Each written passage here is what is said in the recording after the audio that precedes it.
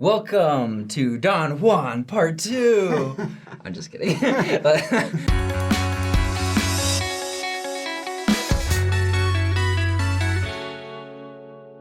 So last episode, your name is Don? Bradley. Yeah. Is that your full name, like including your last name? Or is it your first name is Don, your last name is Bradley? My middle name is Patrick. Don Patrick Bradley. Yeah. Okay, we didn't cover that in the last episode, so now you know. But it just sounds like such a cool title, like Don Juan, triumphant Phantom of the Opera. Oh, yeah. Yeah, anyway, so this is part 2, because last episode we talked about the 116 pages and the book that Don Bradley wrote, kind of explaining a lot of the things that we just don't know, like we've just missed, that we're lost, but like we have cool accounts from Joseph Smith's father and Martin Harris's brother. Yeah. Watch that episode, it will blow your mind. Oh, you're crazy. Am I? Or am I so sane that you just blew your mind?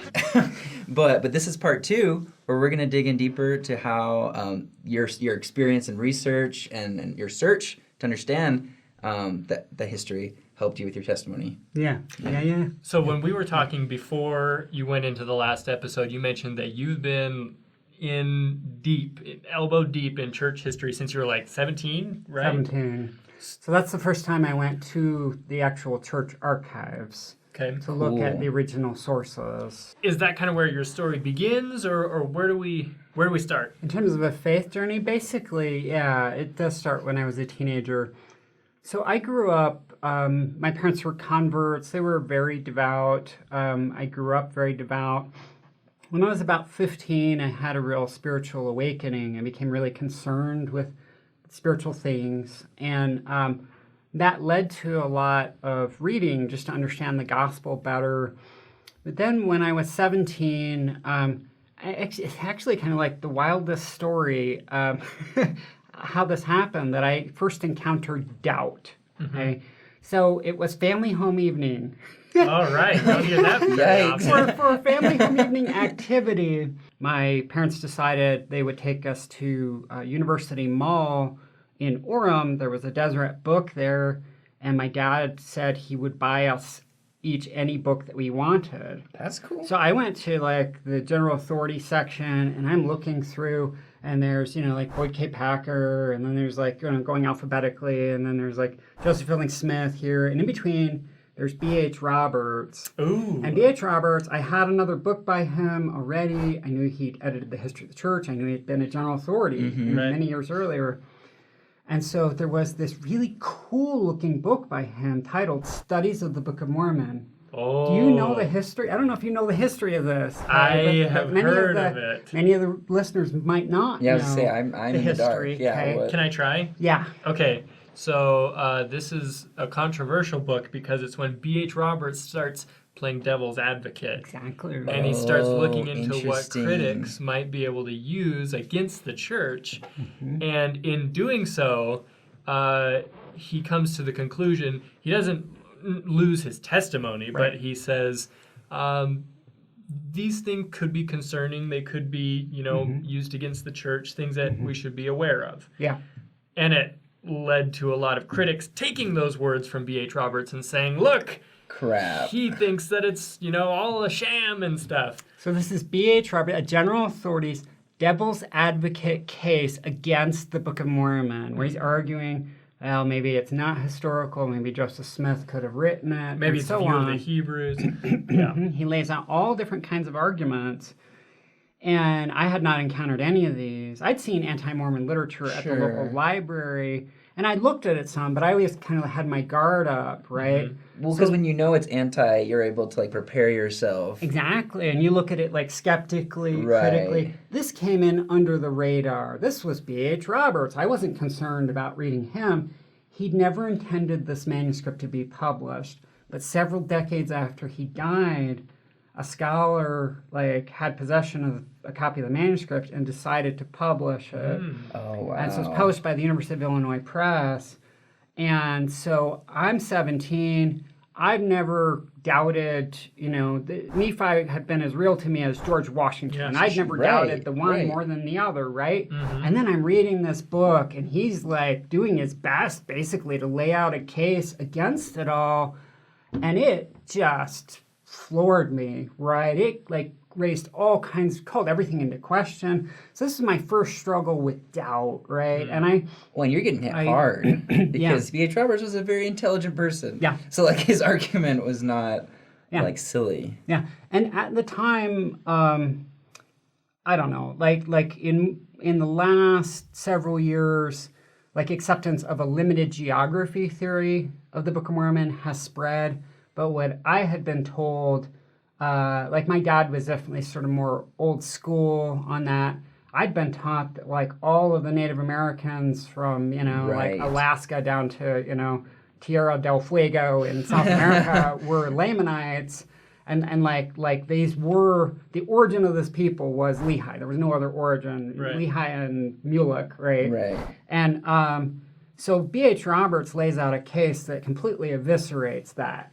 Okay. Oh, right. And so he argued, for instance, that you couldn't have the development of all known Native American languages from a common ancestor language just a couple thousand years ago, that it would have taken more time than that. Right. And so, coming from a limited geography theory perspective, like people generally have today, that's not an a issue. problem. Coming from this other perspective, origin, it's like, a huge problem, right? So I encountered doubt. I started becoming aware of other controversial issues. And during the same time was when I first went to the church archives to do my own archival research. I was able to kind of come to some provisional answers for myself to these questions, put them on the shelf, like in the back of my mind. And like I went on a mission to Houston, and everything was fine, right? But when I got back from my mission, I don't know, I kind of always had these issues in the back of my mind, so I kind of took them off the shelf, and I'm going to explore this more, right? Different questions of church history, different questions about the Book of Mormon. So I was researching, for one thing, just to understand better, because I was really devout. Church history was sacred history to me, so I wanted to understand, how did this all happen? What can we learn from it spiritually? But I also had these like faith issues kind of on the side to grapple with. What does all this stuff mean? And so I had various projects, various lines of research in restoration scripture, in the history of the church.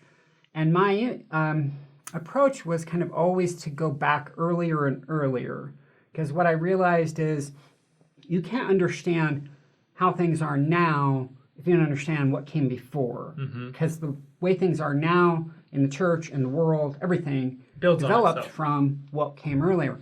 So then I started studying like the later life of Joseph Smith, like Nauvoo, and I started realizing, well, I can't understand Nauvoo if I don't go back to Kirtland, right? And I can't understand Kirtland if I don't go back to New York, right? So I kept going back earlier and earlier in my research and eventually was really focusing a lot on the Book of Mormon and later even on the First Vision, right? Because I keep going earlier. And I encountered a lot of questions. So when you read a book by someone else on the history of the church, like Richard Bushman, you are reading something that they have already integrated. They've kind of already intellectually digested the material, like spiritually and intellectually. They've made sense of it for you. Right. When you're doing your own original research with the historical documents, that burden of making sense of it intellectually and spiritually isn't anybody else's. It falls entirely on you. It's kind of And overwhelming. I kept finding things that were different from what I had thought they had been, and kind of I'd find a way to make sense of that, and then I'd find more things that were different from how I thought, and I'd find a way to make sense of that. And eventually I started to hit a wall in really making sense of it spiritually, right? How did this all fit together? And so I increasingly came to question the foundational stories of the foundational narratives and claims of the restoration. And I didn't even realize for a lot of that process that I was losing my faith. I actually didn't realize it till near the end of the process, right? Several years, into like adult life, right? Doing this research for several years. And then I'm like, wait a minute, I don't really believe anymore. You know. And when you say believe, are you talking about just the church or even God and Jesus Christ? At first, it was just the church, and then sort of for similar reasons, I started recognizing the same kinds of problems with the Bible. Yeah, that seems to be the pattern when a lot of people leave the church and they kind of think, well, if my church wasn't true, what other none of them are going to be, you know? Well, I mean, I'd been so certain about the church, right. And if I could call that into question, I could call anything into question, right? Mm-hmm. I eventually came to not believe, this was later, but eventually came to not believe in God. And that had to do with like the problem of evil and suffering, right? Particularly the sufferings of children. Mm-hmm. I knew of very specific cases, right, that just tore at my heart. And I just didn't, how to reconcile those with God's love, I didn't know. And so I, for a while, became, this didn't last too long, but for a couple years, I became an atheist. And I thought, with the way that I was constructing the early history of the church, Joseph Smith, Book of Mormon, I had really wanted my research to make a larger contribution to the church. The church is my community, like my family, right? And I wanted, of course, you want to contribute to your family. You want to have a good influence. And I started thinking, I have nothing to offer. Like anything, all the things that I'm piecing together would be a contribution to the community, like taking a jackhammer to the foundations is a contribution to a building. Right? It just didn't make sense to think in terms of a contribution anymore. I was an atheist. I was disillusioned with Joseph Smith. I thought I had no contribution to make. I left the church. So when I say I left the church, I left. Goodbye. Right? I didn't just stop believing. I removed my name from the records of the church. And so for 5 years, I was not a member anymore, right? So I had resigned my membership. How old were you at this time? So when I had first lost my faith, I was 30. And then it was a few years later that, it was not long after that I left the church. Okay. Wow. So like mid-30s. Yeah. When did you feel, did you hit a low? Like, was there a moment where you were just like, what has my life become? Where am I? Yeah, now interestingly, my spiritual turnaround didn't come at a low point. And this is actually, there's actually some significance I attribute to this that I think might be something that could benefit other people. Definitely. Right? Awesome. So I did definitely, around the time that I actually decided to leave the church was probably the low point. Life had ceased to make sense to me. I had had a tremendous desire for larger meaning to life, for there to be some ultimate meaning to my existence. And it seemed now that there wasn't one. There was no God. I didn't believe in a supernatural. The things I'd taken for granted, I thought now weren't there. And everything was kind of tinged with sadness, right? The thought that like ultimately everything I cared about would be gone, along with me. Right. Oh yeah. So it's pretty hopeless. Yeah. So this is when I left the church. But my return to faith came in stages. So stage one, so I went through a brief sort of new atheist phase. So I don't know if you're familiar with Sam Harris, the author of The End of Faith. That was a book that I read at this point, and it just really connected for me because he was arguing religion in the age of the weapons of mass destruction is dangerous. It's a dangerous luxury. And so then I started thinking, well, maybe my work that tends to undermine certain religious claims, as I was seeing it at the time at least, would be a benefit to humankind. I wanted to make a contribution, right? Right. So this said, maybe this is going to be a contribution. The thing is, I had left the church because of what I saw as I'd stopped believing because of what I saw as the evidence. And now I kept seeing evidence from different studies that religion was good for people. Religious people were healthier, they were happier, They trusted other people more. They gave more. They volunteered more. Basically, pick a measure. Right. Religious people were better off. And so I'd been convinced of the new atheist narrative that religion was dangerous, religion's bad for people. And I remember thinking to myself, look, I stopped believing because of evidence. Am I going to deny the evidence when the evidence says religion's good for people? So I didn't believe in religion at that time, but I came to believe that religion was good for people. Right. Then sort of a whole other story, I came to believe in God again. And that actually had to do in part with science, like looking back at the what we can know about the origins of the universe and so on. There were things there that blew my mind completely. Jeez, you went down the rabbit hole. Yeah. And that was a shocker to me. It was just as much of a shock to come to believe in God again as it had been to lose faith in God in the first place. Yeah. But it was a better shock. Right, exactly. Now there's some hope again. Yeah. You know, there's some positivity and there's like purpose. And then my youngest brother, Charles, at 25, passed away unexpectedly. And that led me into actually another spiritual crisis that led to, again, each of these is like, I've spent a lot of time grappling with religion, so each of these is like a giant story, personal story in itself, right? But I had a kind of reconversion to Christ, you know. And that is about where I was when I came back to the church. It was a little bit later. I still thought there was no way I could ever come back to the church. I didn't see it happening. Because I actually thought that I knew. Right, because the evidence is right? there. I thought I was using a working model of Joseph Smith as an opportunist. I thought he was in it for himself and so on. And I thought I could see that from the patterns of the evidence. The thing that I didn't stop looking. I didn't stop digging in the history of the church.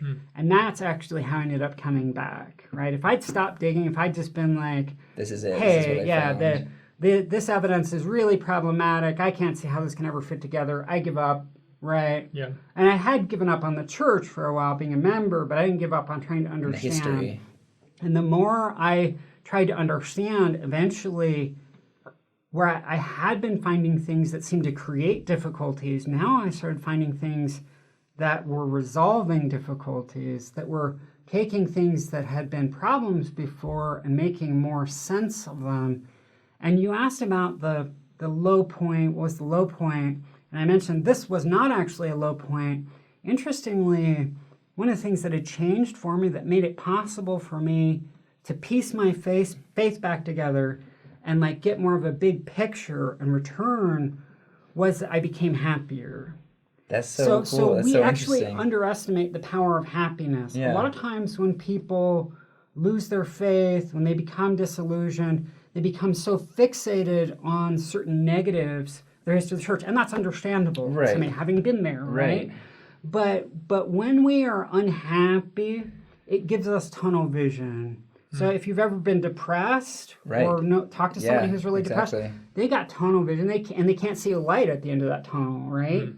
There's actually research on happiness that shows that unhappiness, literally and figuratively, gives us tunnel vision. So they've done studies where they will put a flashing light in somebody's peripheral vision here that they don't know about, and they'll ask them to fixate on a screen in front of them.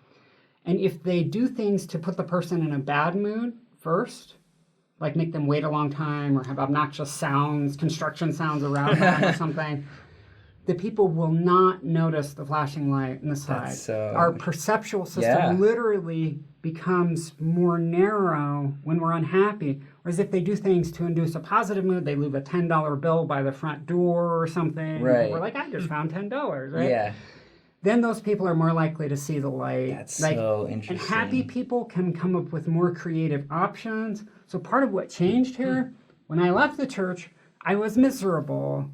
And because I was miserable, I had tunnel vision. And I was thinking in black and white, and there was going to be no way to make all these difficult things fit together. But when I had become really happy, and that was partly just by practicing gratitude, Yeah. keeping a gratitude journal, deciding gratitude was kind of who I wanted to be as a person, being really grateful for life, it opened things up. I started asking new questions, not the same simple closed-ended, is the church exactly the way I thought it was, or is it a fraud, right? But like, what are the options here? And I started finding things in my research on the first vision, on the lost 116 pages, that were just enormous mind blowers for me, that put Joseph Smith in a whole different light. I came to be unable to believe anymore that Joseph Smith was an opportunist. I can see now really clear patterns of evidence for absolutely sincere motives on his part, and such powerful things that he taught that it would be crazy to think that someone who's spiritually insincere could come up with that depth of insight. And just all kinds of other things where the implications kept sort of rocking my world, right? And it was research in that. The research findings that were so positive, along with having now the sort of broader vision from being happy, that enabled me to start piecing my faith back together, reconsider my spiritual experiences. People assume that maybe if you've left the church, lost your faith, you either didn't have spiritual experiences or you just were trying to go against those spiritual experiences. Right. My experience was I had powerful spiritual experiences in the church. I had just come to question whether those were from some external source. Right. I didn't think they were from God at this time. I thought they were from me. Physiological. I thought they were, they're from my own mind.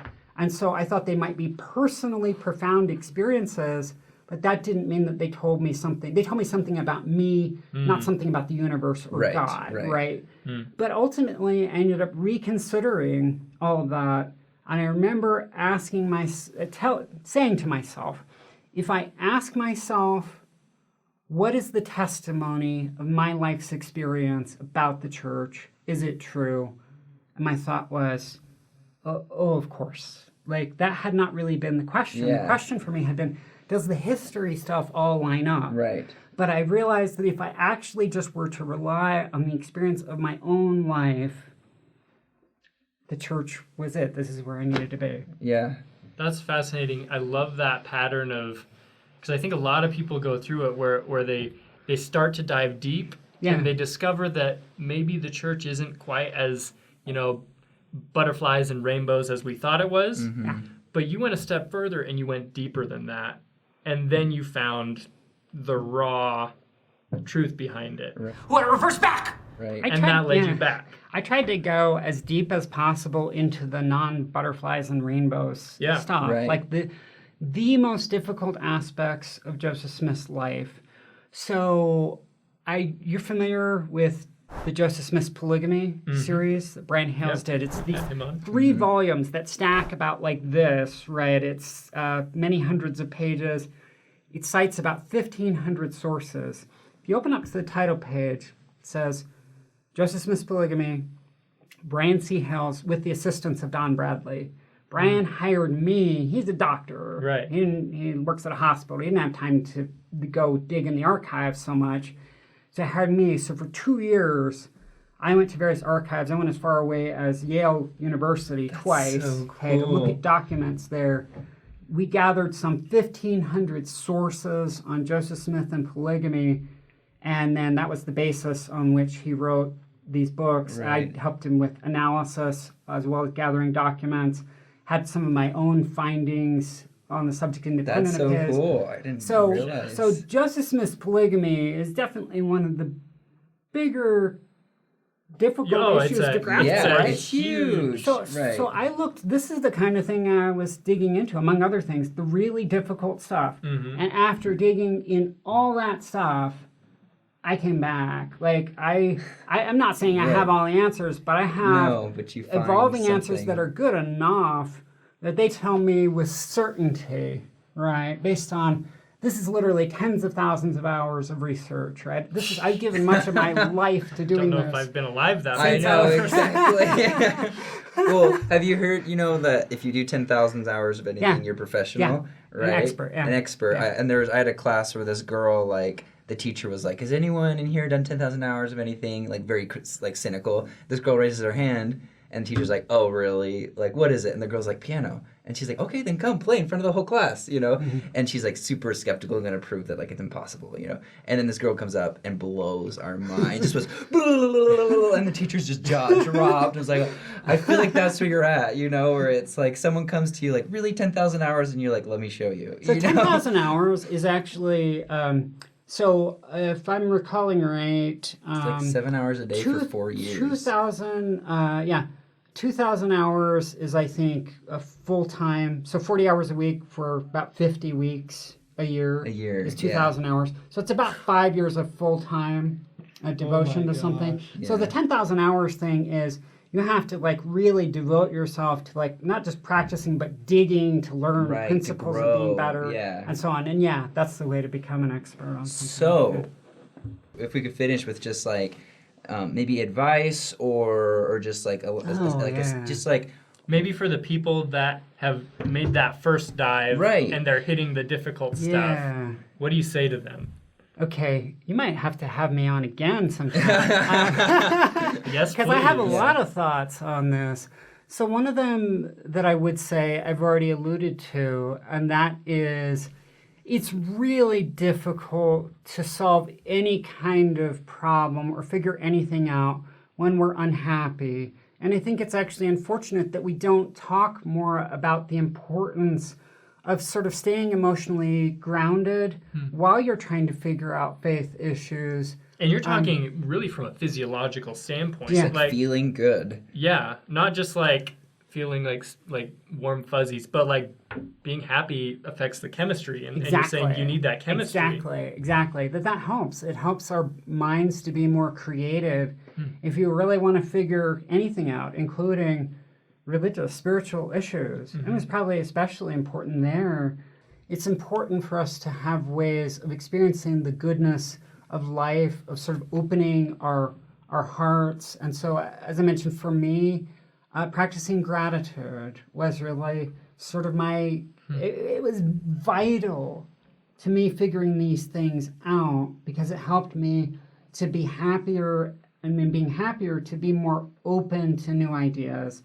And so I would just keep a gratitude journal, right? Write down every day, like 3 things that I'm grateful for and why, and let myself take just a minute to feel that gratitude, to try more deliberately to thank other people, maybe every day, to try to send someone some sort of message of gratitude.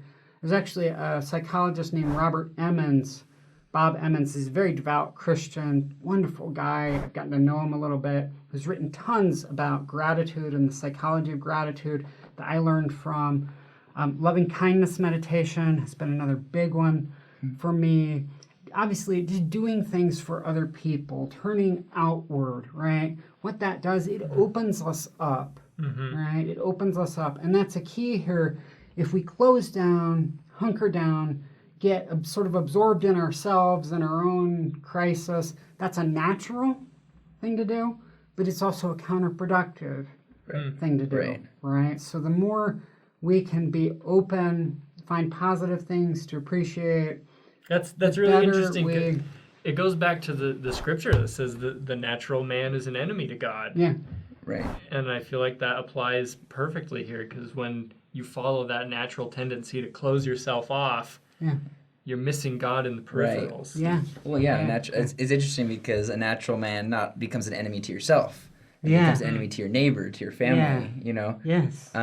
Yeah. Thank you. Yeah. I think that's got to so be much. it's like the most unique take on how to get through a faith crisis. Like keep a gratitude journal. I love that. Yeah. Well, and I think Very practical. I know like every episode somebody, there's something you can take away, and I know everyone it's kind of up to you what you want to take away and whether it's what you need right now. But I think gratitude is kind of a universal something that we can all practice every day, regardless of where we're at. I know I don't have a lot of time. I have a couple other quick things I could say.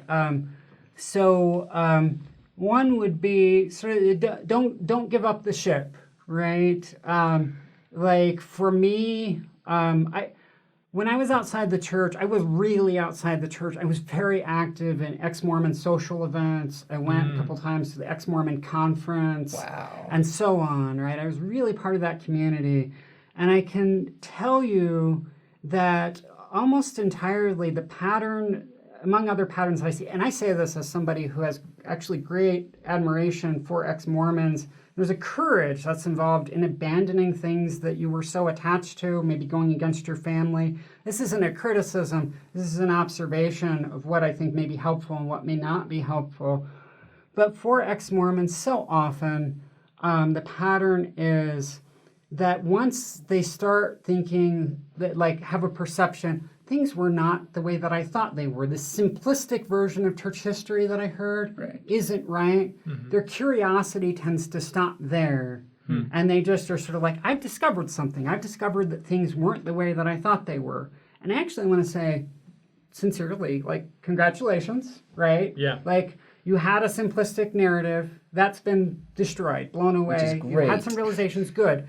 Now, what next? Right? Like, what do you make now of your life's experience as a Latter-day Saint? How good this is for people? Where did all this come from? What does it mean? Not just the negation. What is it not? Okay, it's not this simplistic narrative. What is it? And so for me, not giving up on searching, staying curious was like, for me, that helped bring me back, right?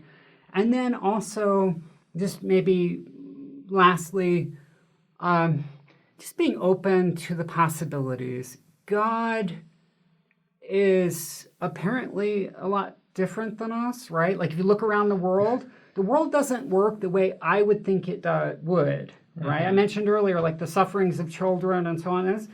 I don't think that this is how I would design things. Right. Now, admittedly, I have a limited perspective, right? But it doesn't look to me like this is how I design things.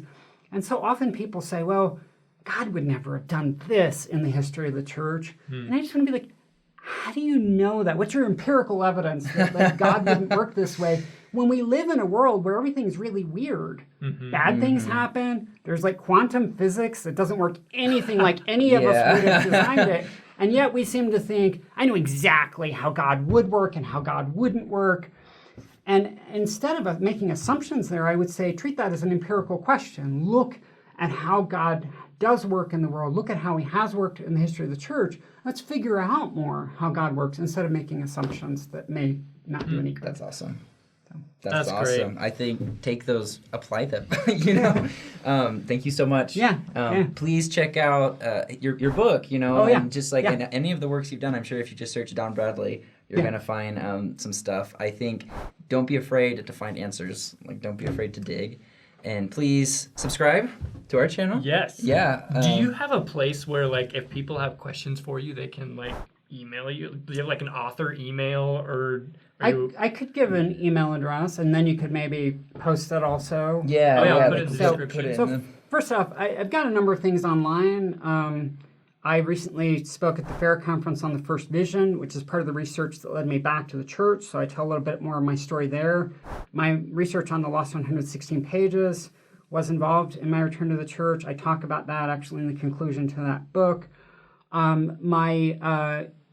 So people, there are things that people can Google, right? Don Bradley Mormon or Don Bradley First Vision or so on.